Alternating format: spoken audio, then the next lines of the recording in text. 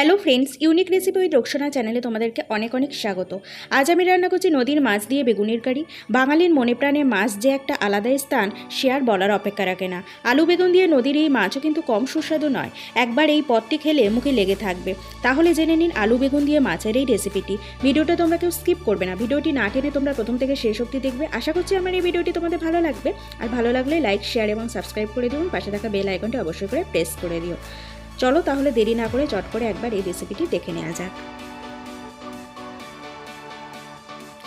প্রথমে কড়াই গরম হয়ে গেলে সর্ষের তেল দিয়ে দেবে। যে যেমন তেল খাও পরিমাণ অনুযায়ী কড়াইতে তেল দিয়ে দেবে। তেলটা গরম হয়ে গেলে এবার ফোড়নের জন্য কালো জিরে দিয়ে একটু ভাজা ভাজা করে নেবে তোমরা।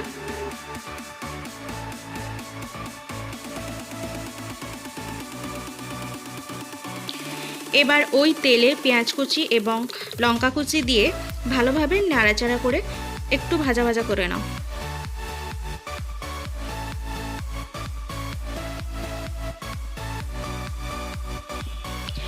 এবার পেঁয়াজটা একটু ভাজা ভাজা হয়ে গেলে ওর মধ্যে আদা, রসুন এবং জিরের যে একসাথে একটা পেস্ট আছে, ওই পেস্টটা দিয়ে ভালোভাবে একটু ভাজা ভাজা করে নিতে হবে।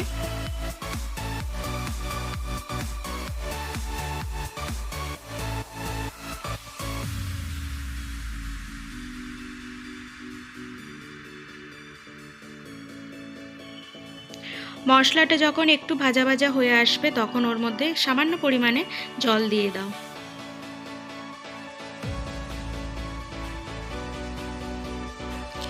এবার ওই মশলার মধ্যে একে একে গুঁড়ো মশলাগুলো দিয়ে দিতে হবে। আমি প্রথমে নুন দিয়েছি,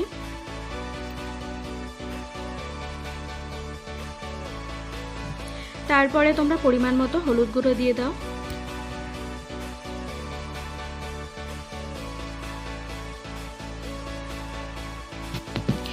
যে যেমন ঝাল খেতে ভালোবাসো সেই অনুযায়ী পরিমাণ মতো লঙ্কা গুঁড়ো দিয়ে দাও।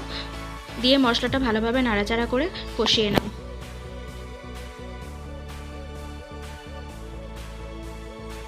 কষাতে কষাতে যখন দেখবে মশলা থেকে তেল ছেড়ে আসছে তখন ওর মধ্যে একে একে সবজি কুচিগুলো দিয়ে দিতে হবে। বেগুন এবং আলু কুচি দিয়ে দাও তোমরা।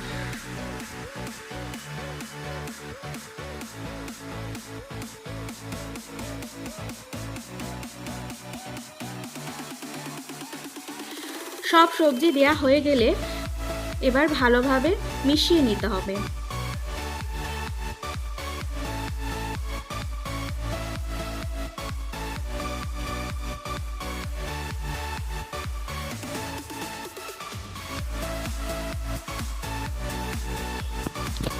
ভালোভাবে মেশানো হয়ে গেলে ওই সবজির মধ্যে সামান্য পরিমাণ জল দিয়ে একটু ভালোভাবে মিশিয়ে নিয়ে ঢাকনা দিয়ে দিতে হবে।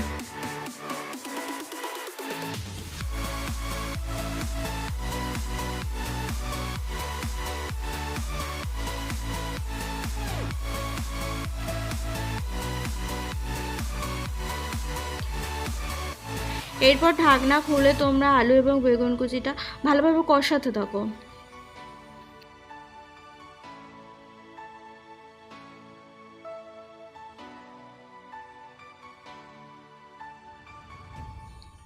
কষাতে কষাতে তোমরা যখন দেখবে জল টেনে নিয়েছে তখন আরেকটু সামান্য পরিমাণে জল দিয়ে আরও ভালোভাবে কষাও।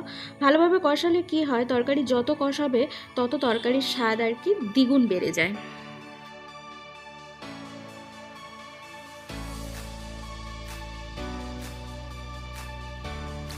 কষাতে কষাতে তোমরা যখন দেখবে সবজি থেকে জল টেনে নিয়েছে তখন একটু বেশি পরিমাণে জল দিয়ে দেবে যাতে বেগুন এবং আলুটা প্রপারলি সিদ্ধ হয়ে যায়।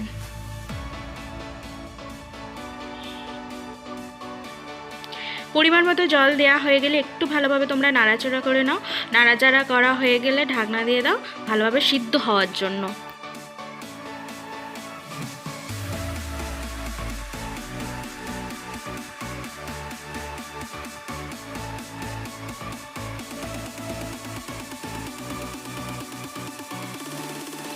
এরপর ঢাকনা খুলে ওই গরম ঝোলের মধ্যে একে একে নদীর ভাজা মাছগুলো দিয়ে দিতে হবে।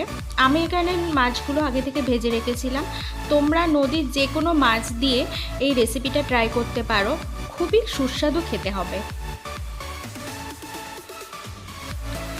সব ভাজা মাছগুলো দেওয়া হয়ে গেলে একটু ভালোভাবে চেপে চেপে নাড়াচাড়া করে ঢাকনা দিয়ে দিতে হবে।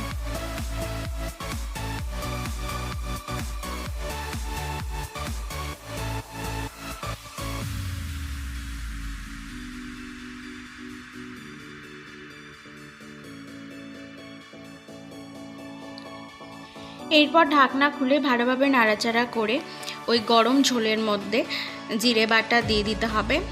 এটা অপশনাল, তোমরা চাইলে দিতে পারো আবার নাও দিতে পারো। তারপর যে যেমন মিষ্টি খাও স্বাদ অনুযায়ী পরিমাণ মতো চিনি দিয়ে দেবে।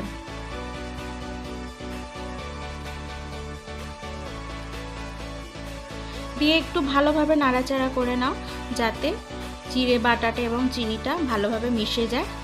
ভালোভাবে নাড়াচাড়া হয়ে গেলে ঢাকনা চাপা দিয়ে দিলেই রেডি হয়ে গেল বেগুন দিয়ে নদীর মাছের ঝোল।